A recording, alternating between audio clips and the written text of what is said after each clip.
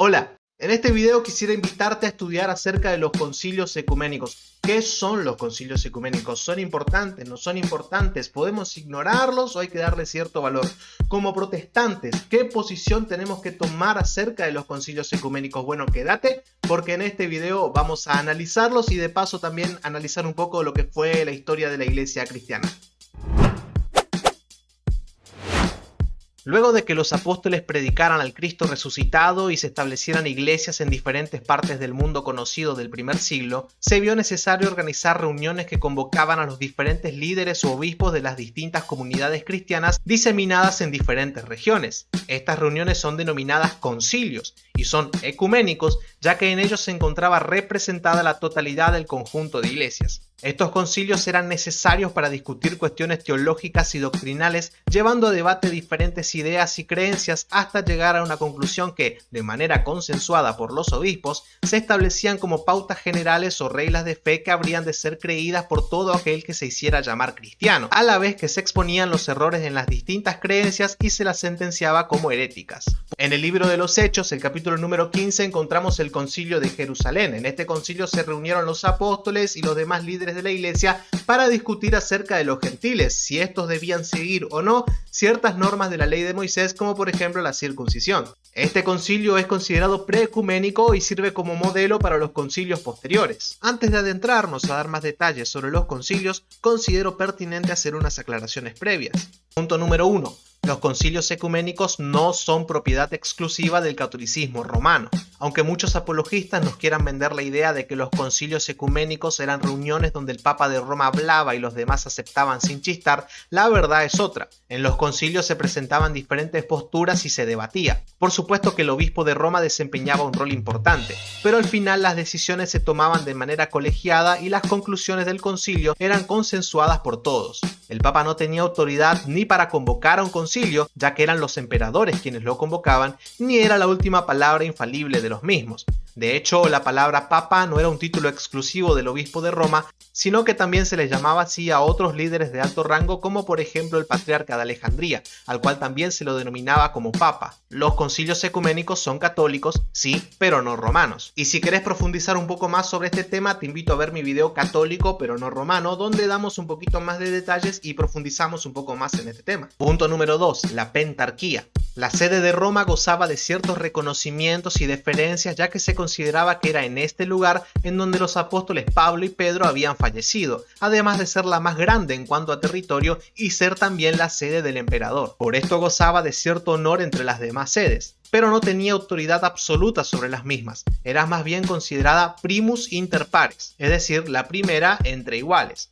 La iglesia entonces se encontraba en 5 grandes pentarquías: la de Roma, la de Constantinopla, la sede de Antioquía, la de Jerusalén y la sede de Alejandría. Estas sedes eran autocéfalas, es decir, cada sede tenía su patriarca y tenía la libertad para poder tomar decisiones dentro de su jurisdicción sin la necesidad de tener que consultar a los otros patriarcas. De estos 5 patriarcados se establecieron los concilios y tenían que estar todos los representantes de todos los patriarcados para poder ser considerado ecuménico. Punto número 3. Los protestantes y los concilios. Como protestantes tenemos como única regla infalible de fe a las Sagradas Escrituras. Por ende, no estamos obligados a creer que estos concilios y todas y cada una de las doctrinas y normas establecidas son infalibles. Aún así, irnos al otro extremo y desechar la historia de la iglesia cristiana sería imprudente, ya que hablamos de siglos de debates donde la iglesia unida y guiada por el Espíritu Santo, cuando aún gozaba de unión fraternal y relativa paz, desarrollaba asuntos de suma importancia acerca de, por ejemplo, la cristología o la neumatología. Y es gracias a estos concilios que también reconocemos como herejía las creencias, por ejemplo, de los mormones o de los testigos de Jehová. Habiendo hecho estas aclaraciones, ahora pasemos a explicar brevemente de qué trata cada concilio. Número 1. Concilio de Nicea I. Este concilio fue convocado por el emperador Constantino, famoso por ser el primer emperador en dar libertad de culto al cristianismo y ponerle fin a la persecución contra los cristianos en el Imperio Romano. Los historiadores no se ponen de acuerdo en si su conversión al cristianismo fue genuina o si simplemente practicaba un sincretismo entre lo cristiano y lo pagano. Pero lo cierto es que, a mediados de su mandato, Constantino se encontró con una iglesia dividida por diferentes cuestiones. La principal era que un obispo de Alejandría llamado Arrio promulgaba la idea de que Jesucristo es un ser creado por Dios y por lo tanto no es coeterno ni cosustancial con el Padre, negando también de esta manera la doctrina de la Trinidad. Es algo muy parecido a lo que creen los testigos de Jehová actualmente. Lo cierto es que este pensamiento arriano fue adoptado por una gran cantidad de obispos, pero sin embargo hubo como un remanente que seguía sosteniendo la divinidad de Jesús. El primer concilio ecuménico se realizó en el año 325 en la ciudad de Nicea de Bitinia, más o menos donde encontramos la región actual de Turquía. El concilio de Nicea fue precisamente para debatir esta cuestión y comenzar a desarrollar y dogmatizar la cristología. Finalmente, y luego de un mes de debate, el arrianismo fue condenado como herejía por una amplia mayoría. En este concilio ecuménico fue promulgado el credo niceno, destinado a defender la fe en un solo Dios, la divinidad de Jesús y su muerte y resurrección para perdón de los pecados. Segundo concilio ecuménico. El concilio de Constantinopla se llevó a cabo casi 60 años después de Nicea, más precisamente en el año 381. El arrianismo había vuelto a tomar fuerza y otras herejías estaban cobrando relevancia, como las doctrinas modalistas de algunos grupos pseudo-cristianos como los sabelianos o los marcelianos, quienes negaban la Trinidad y decían que Dios era uno, pero que se manifestaba de diferentes formas. O la herejía defendida por Macedonio de Constantinopla, que, aunque afirmaba la divinidad de Jesucristo, se la negaba al Espíritu Santo. El macedonianismo aseguraba que el Espíritu Santo era inferior al Padre y también inferior al Hijo, y que era más o menos como un ángel, similar en rango a los ángeles, y de esta manera le quitaba la divinidad y también negaba la Trinidad. Otra creencia herética que por aquel entonces se divulgaba era el apolinarismo, doctrina que se formuló para contrarrestar al arrianismo, pero que cometía el error de irse al otro extremo, ya que negaba la plena naturaleza humana de Cristo. Defendía la idea de que Jesús tenía un cuerpo humano, pero sin un alma racional, sino más bien una mente divina que lo dirigía. Y aunque esta creencia pueda llegar a tener sentido para muchos, lo cierto es que hay que tener cuidado, porque si se mutila la naturaleza humana de Jesús, deja de ser plenamente humano y por lo tanto no puede representar adecuadamente la raza humana en la redención. Es en este contexto cuando el emperador Teodosio I decidió convocar un segundo concilio, el primero en Constantinopla. Este concilio duró alrededor de 2 meses y, al igual que su antecesor de Nicea, fue fundamental para la definición de la doctrina trinitaria y la cristología.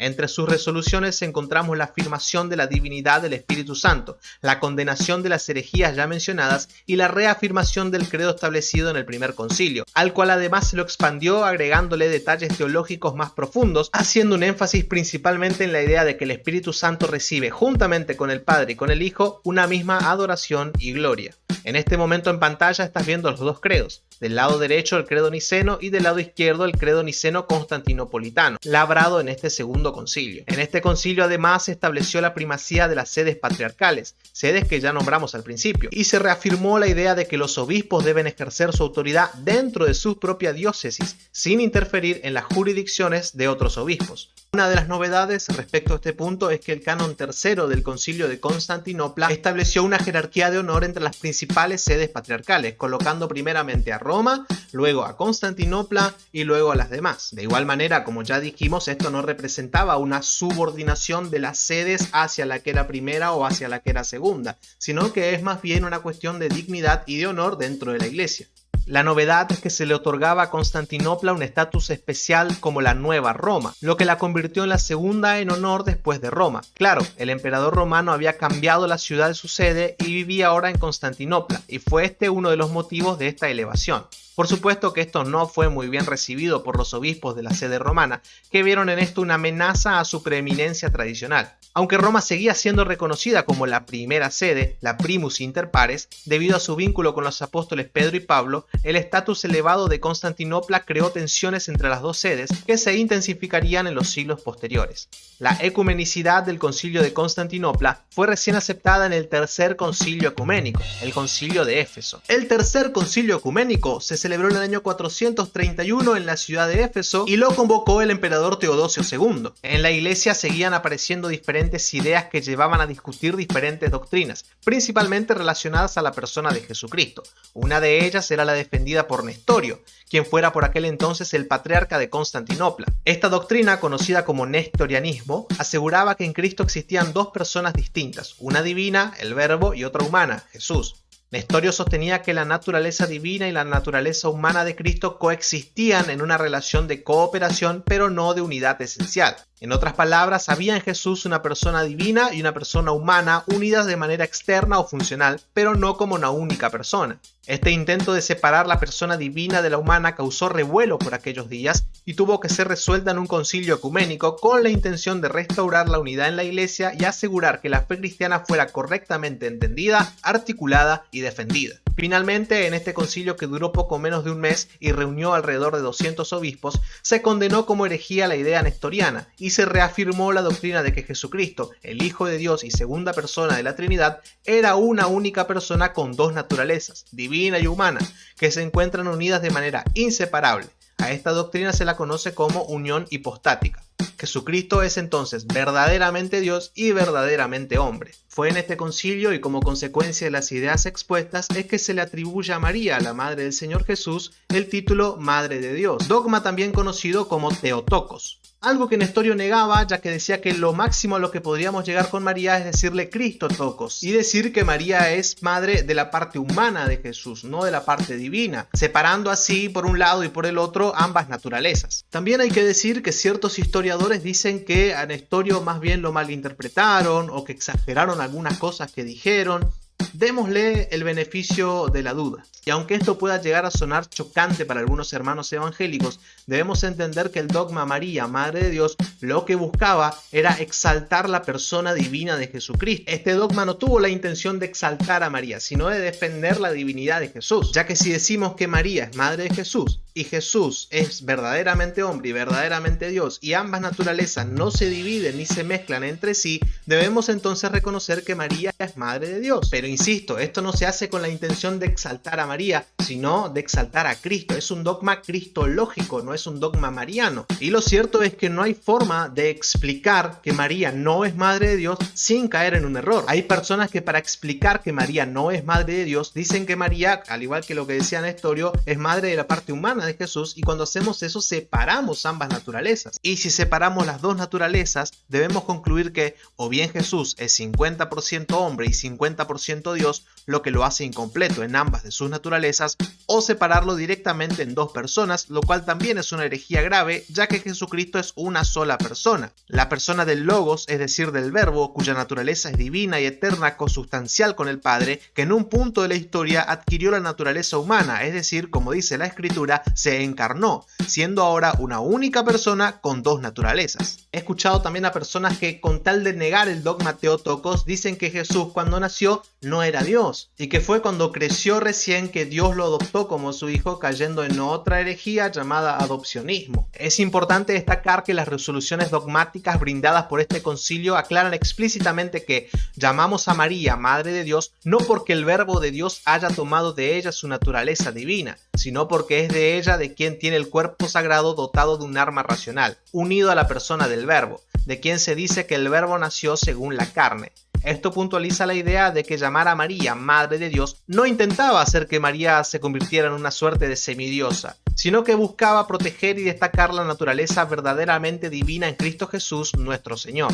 Entonces hay que tener cuidado con estas cosas y también saber que, insisto con la misma idea, el dogma de María, Madre de Dios, no busca exaltar a María, sino que lo que busca es exaltar la persona divina de Jesús y proteger su divinidad. Y esta es la principal diferencia entre el dogma Theotokos y los demás dogmas marianos, porque es cierto, después de esto, y sobre todo después del año 1000, después del Cisma de Oriente, que también vamos a verlo más adelante, se inventaron otros dogmas que sí son 100% marianos y no son cristológicos como lo es Theotokos. La Inmaculada Concepción de María, la Perpetua Virginidad de María, la Asunción de los cielos de María, esos dogmas no son cristológicos porque no se centran en la persona de Jesús. Esos dogmas sí exaltan la persona de María, y es con eso que tenemos que tener cuidado. Es importante entonces analizar bien nuestras creencias y tener criterio en los dogmas que creemos, no sea cosa que caigamos en errores que ya la Iglesia discutió y solucionó y corrigió hace siglos atrás. En este mismo concilio, además, aunque no fue el tema central, también se reafirmó la condena de la herejía pelagiana, que negaba la necesidad de la gracia divina para la salvación.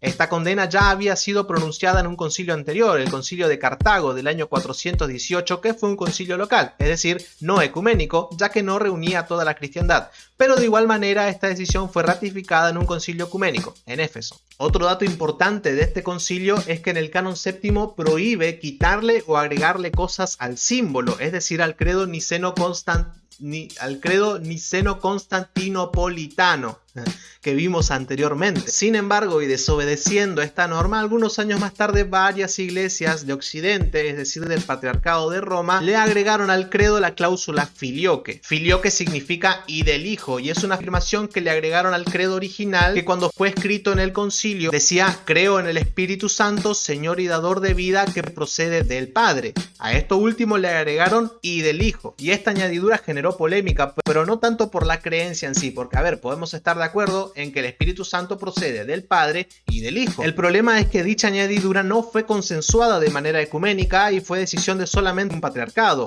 el de Roma, que le agregó la cláusula filioque sin pensar en qué pasaría con las demás sedes o qué opinarían las demás sedes. Constantinopla, Alejandría, Antioquía, Jerusalén no estuvieron de acuerdo en que Roma hiciera esto, y lo cierto es que fue algo molesto que colaboraría en que unos siglos después se diera el gran cisma. Y antes de que me olvide, te pido que te suscribas, dejes tu me gusta y tu comentario, y si te está gustando este tema y te interesa seguir estudiándolo, te recomiendo estos libros que a mí me sirvieron mucho.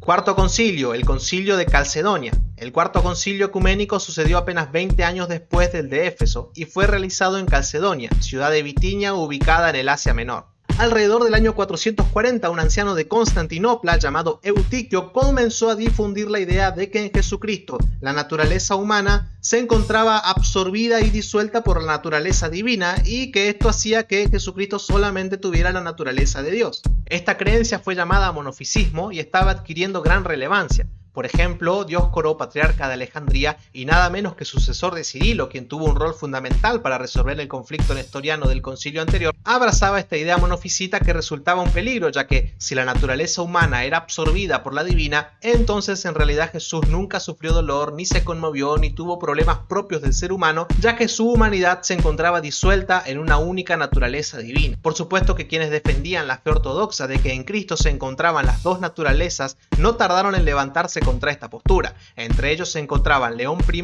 obispo de Roma, y Flaviano, patriarca de Constantinopla. En el año 449, Teodosio II nuevamente llamaría a un concilio a realizarse una vez más en Éfeso. En este concilio se ratificó la creencia monofisita, se condenó el credo niceno-constantinopolitano y excomulgó y desterró a varios obispos y líderes eclesiásticos que se oponían al monofisismo, incluyendo a Flaviano de Constantinopla, quien murió a consecuencia del maltrato recibido a raíz de este concilio. Claramente este concilio de ecuménico no tuvo nada porque no había la cantidad de representantes necesaria en total de todas las sedes, además de que los presentes en ese momento la mayoría eran adherentes del monofisismo. Este segundo concilio de Éfeso se ganó el rechazo de una gran cantidad de obispos, quienes deseaban con urgencia un nuevo concilio ecuménico para resolver los grandes problemas que el monofisismo estaba causando. Un año después, en el 450, el emperador Teodosio II muere y es sucedido por su hermana, Pulqueria. Ella y su marido Marciano, buen nombre Marciano, eran partidarios de las tesis de Flaviano y León, buen nombre también León, y prontamente se dispusieron a resolver los conflictos.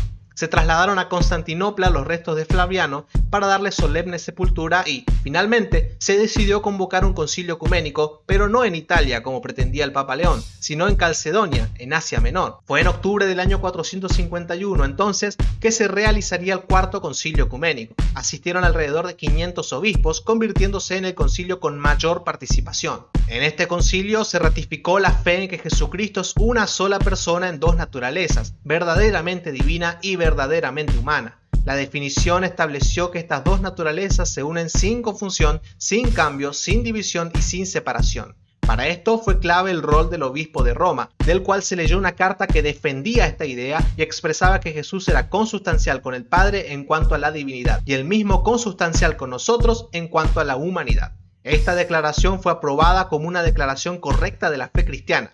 Luego de la lectura de esta carta, se exclamó a gran voz entre los presentes la famosa frase: Pedro ha hablado por boca de León. Este concilio condenó el monofisismo, Dioscoro y los demás líderes del concilio de Éfeso de 2 años atrás fueron condenados por unanimidad y los obispos que habían sido excomulgados fueron restaurados para servir nuevamente. Este concilio fue realmente importante en cuanto al desarrollo teológico y más bien cristológico de la cristiandad. Y precisamente los concilios ecuménicos, lo más importante es esto, es el desarrollo que hubo en cuanto a la cristología. Aún así, este concilio no estuvo libre de la polémica, porque en el momento de redactar los cánones del concilio, que en total son 30, los representantes de Roma se levantaron y se fueron en forma de protesta contra el canon 28. El canon 28 otorgaba a Constantinopla un nuevo estatus similar al de Roma. Este canon justificaba la preeminencia de Constantinopla basándose en su posición de la Nueva Roma, es decir, la capital del Imperio Romano de Oriente. Esto no cayó para nada bien en Roma y los legados papales se levantaron y se fueron, dijeron: muchachos, nos vamos, nos llegó el Uber, tenemos que volver a nuestra casa, a nuestra sede, y se fueron antes que se escribieran los últimos cánones para poder argumentar que cuando se escribió el canon 28, ellos no estaban presentes, entonces no puede ser tomado en cuenta ese canon. Hasta el día de hoy la Iglesia de Roma acepta todo el concilio menos el canon 28, y a mí me parece curioso porque por lo general a los protestantes se nos critica mucho que somos ciertamente selectivos, ¿no?, con los concilios, que esto lo puedo llegar a creer, esto ya no lo puedo llegar a creer tanto. Al final el romanismo, el papismo hace lo mismo. Quinto concilio, concilio de Constantinopla II. A pesar de todas las resoluciones vistas hasta ahora, lo cierto es que las herejías siguieron apareciendo por doquier y atentando contra la doctrina ya adoptada siglos anteriores. El monofisismo seguía pisando fuerte en algunas zonas de Oriente, lo que preocupaba al emperador Justiniano I, ya que temía que hubiera una fuerte división en la iglesia que provocara posteriormente la independencia política de un territorio importante. Para ganar acercamiento con las iglesias monofisitas y apaciguar así los ánimos, Justiniano consideró oportuno condenar los 3 capítulos, un conjunto de escritos de Teodoro de Mopsuestia, Teodoreto de Ciro e Ibas de Edesa. Estos escritos eran considerados heréticos por ser nestorianos y minimizar la divinidad de Cristo, por lo que condenarlos parecía buena idea para reducir las divisiones con quienes seguían el monofisismo y asegurar así la unidad política. Esta condena necesitaba la aprobación de los obispos, y no todos estuvieron de acuerdo con el emperador en condenarlos. Por ejemplo, Vigilio, el papa de Roma por aquel entonces, se negó a aceptar dicha condena a los 3 capítulos, ya que sabía que, en Occidente, muchos obispos estaban en contra de condenar escritos de Teodoreto de Ciro e Ibas de Edesa, ya que en el concilio de Calcedonia ya se había tocado ese tema, además de que en ese mismo concilio a estos 2 obispos se los había rehabilitado en el ministerio, y condenar ahora dichos escritos era para ellos como una traición al anterior concilio ecuménico. La negativa inicial de Vigilio lo puso en una complicada situación. Por un lado, la presión de los obispos de su patriarcado y por el otro la presión del emperador, que no quería darle el brazo a torcer. El Papa de Roma pidió entonces la realización de un concilio ecuménico antes de tomar cualquier decisión. Petición que Justiniano aceptó, ya que sabía que no podía ejercer una presión desmedida porque esto podría provocar un cisma, que era lo que justamente estaba intentando evitar. Fue así como en el año 553 se realizó el quinto concilio ecuménico, el segundo en la ciudad de Constantinopla. Reunió aproximadamente 160 obispos, aunque solamente 11 provenían del lado occidente, además de contar con la presencia misma del emperador. Como era de esperar, la condena a los 3 capítulos fue aceptada y se reafirmó también la doctrina formulada por el anterior concilio, intentando de esa manera dejar conformes a ambas partes. En este concilio además se condenaron enseñanzas de Orígenes, un filósofo y teólogo de la iglesia primitiva perteneciente al tercer siglo, la preexistencia de las almas, la restauración universal, es decir, la creencia de que todas las criaturas, incluso las almas condenadas y los demonios, serían finalmente salvas y reconciliadas con Dios, y la eternidad de la creación, fueron algunas de las enseñanzas de Orígenes que fueron anatemizadas. A todo esto, el Papa Vigilio se negó a formar parte del concilio, lo cual disgustó en gran manera a Justiniano, que lo mandó a llamar y lo dejó preso en Constantinopla bajo la amenaza de que si no aceptaba las resoluciones del concilio sería desterrado. Esto también nos ayuda a entender que la autoridad del Papa no era tan universal ni tan poderosa como se quiere instalar hoy en día. Finalmente, Vigilio accedió a las peticiones del emperador y en el año 554 terminó aceptando las condenas correspondientes. Luego de eso se le permitió regresar a Roma, pero en su camino de regreso falleció antes de poder llegar. Este hecho refleja la autoridad que tenía el emperador por sobre el papado, que no ejercía un poder universal y se encontraba subordinado a las decisiones imperiales. Sexto concilio ecuménico, el tercer concilio de Constantinopla. Este concilio llega más de un siglo después del anterior, más exactamente en el año 680, y fue convocado y presidido por el emperador Constantino IV. El motivo doctrinal de este concilio fue debatir ahora el monotelismo, doctrina compartida por el patriarca Sergio de Constantinopla, que surgió como un intento de reconciliar el monofisismo con la doctrina ortodoxa de las dos naturalezas de Cristo. El monotelismo sostenía que, aunque Cristo tenía dos naturalezas, solo tenía una voluntad, la divina.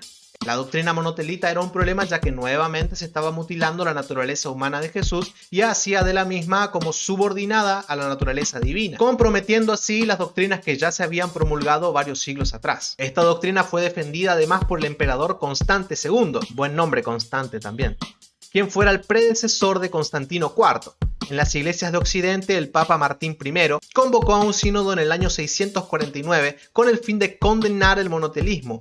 Esto a Constante no le gustó nada y no se tardó en reprimir violentamente esta decisión, arrestando y exiliando a Martín I y a Máximo el Confesor, monje de Constantinopla. Todo esto provocó que, al momento de asumir el poder, Constantino IV se encontrara con múltiples fragmentaciones, tanto religiosas como políticas, además de las amenazas de guerra por parte de los islámicos que ya para ese entonces habían conquistado varios territorios.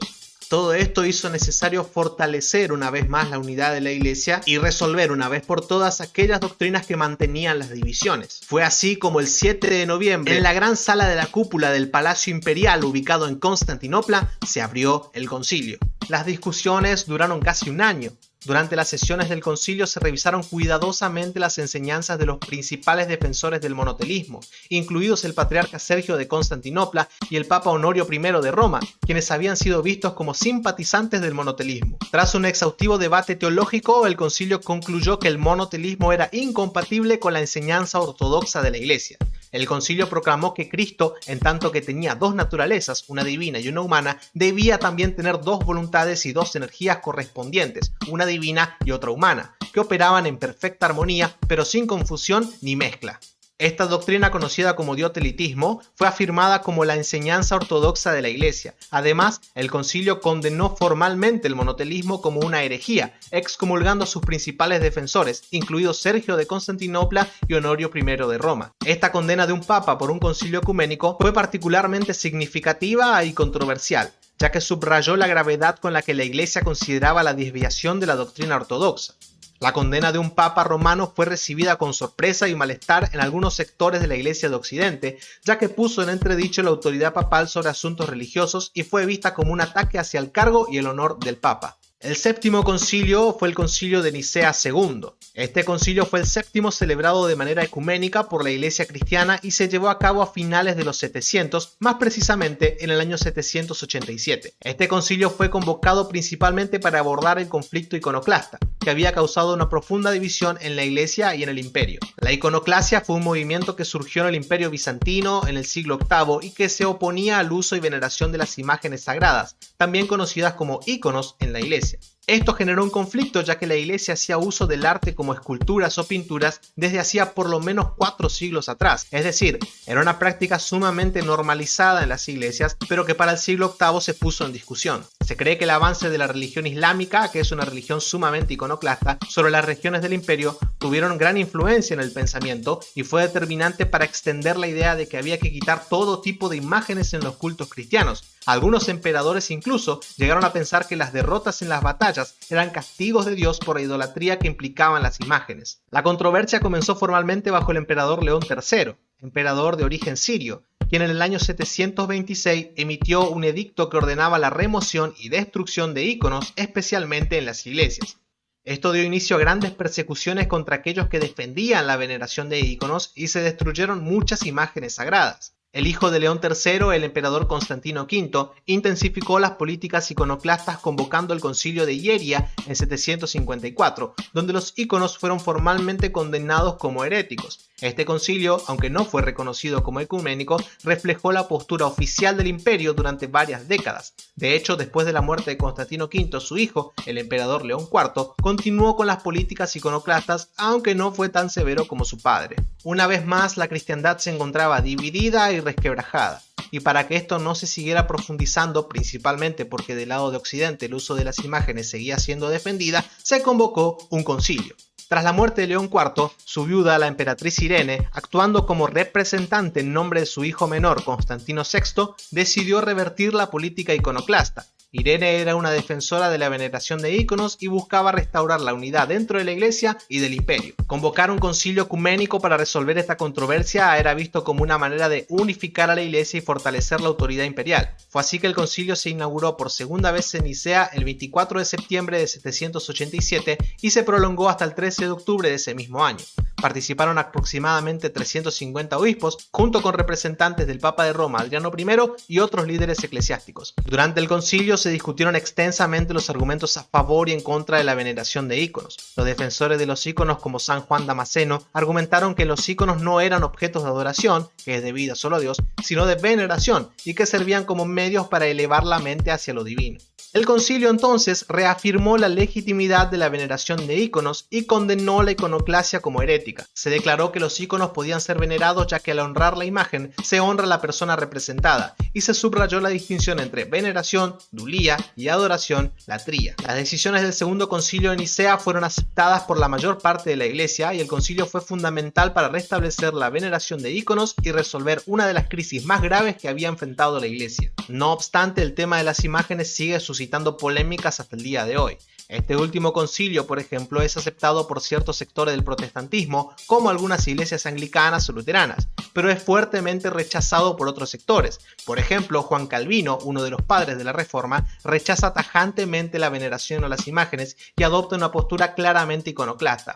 ¿Y qué pienso yo? Bueno, no me voy al extremo iconoclasta de decir que hay que destruir todo y que no sirve para nada, porque considero que hacer uso del arte puede llegar a ser una buena idea y tener cuadros, tener pinturas, incluso esculturas que sean tipo memoriales, que sean alegóricas, ¿no? Yo, por ejemplo, acá atrás, aunque no se ve bien por el plano de la cámara, tengo un cuadro de la Última Cena y más allá tengo otro cuadro donde hay un Jesús rubio, ojos celestes, con una oración, que es un Jesús que más que nacido en Israel, parece nacido en Polonia. Y me gustan, me parecen objetos lindos, objetos decorativos, pero también entiendo que en las iglesias este puede llegar a ser un tema muy delicado, ya que el hacer uso mucho de las imágenes y tenerlos como objeto de devoción puede llegar a prestarse para muchas confusiones y a veces es mejor no tener nada que luego tener que andar luchando con ciertos problemas espirituales. Entonces entiendo a los hermanos que no quieran hacer uso de las imágenes y me parece bien que así sea. Considero mejor eso que luego tener que estar lidiando, como les digo, con estos problemas que quizás incluso pueden llegar a ser difícil de resolver. Bien, digamos lo obvio, una cosa es tener cuadros, esculturas que sean tipo memoriales para mirarlas, para observarlas, para que te parezca lindo, y otra es prenderles velas, prenderles saumerios, arrodillarte y hacerle rezos. Hay gente que pinturas o esculturas del apóstol Pablo, o de Pedro, o de quien sea, se la atan en la espalda y van kilómetros y kilómetros con eso cargado. Eso es idolatría pura y dura, o sea,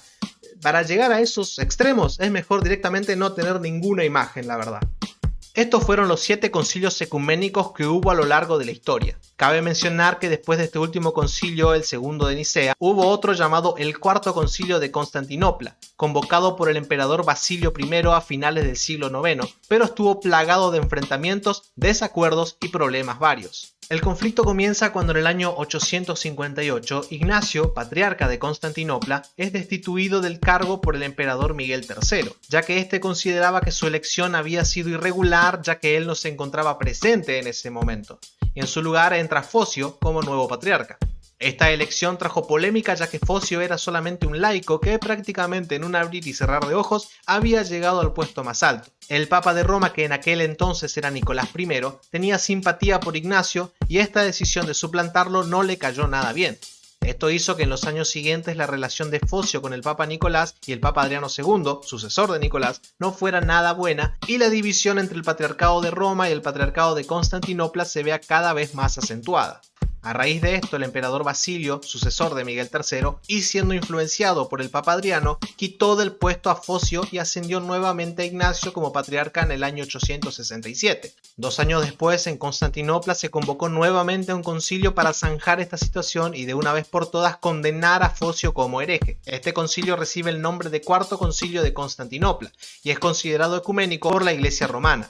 pero no así por el resto de las iglesias ortodoxas de Oriente, que, a su vez, consideran que el verdadero Cuarto Concilio de Constantinopla es el realizado 10 años después, en el año 879, también convocado por Basilio I, quien, luego de la muerte de Ignacio en el 877, ya le había devuelto el cargo de patriarca a Focio. Este concilio tenía por finalidad no solo restaurar formalmente a Focio en el cargo, sino también anular el concilio anterior y reafirmar la autonomía de la iglesia de Constantinopla, ya que consideraban que con el concilio del año 869 el Papa de Roma había ido más allá de su jurisdicción y había tomado decisiones que no le correspondían. Como muestra de autoridad, en este concilio se condenó formalmente la adición al credo niceno de la cláusula filioque, del cual ya hablamos antes. Lo cierto es que ninguno de estos dos son concilios ecuménicos y no podemos ponerlo en la lista junto con los otros 7 que recién mencionamos. La Iglesia Católica Romana ve al concilio del 869 como el octavo concilio ecuménico y lo ve como una reafirmación a la autoridad papal. La Iglesia Católica Ortodoxa ve al concilio del 879 como el octavo concilio ecuménico. Para los ortodoxos, este concilio corrigió los errores del concilio de 10 años atrás, además de ser símbolo de la libertad y autonomía del patriarcado de Constantinopla contra las insistencias papales. Finalmente, todas estas peleas desembocaron en el gran cisma de Oriente.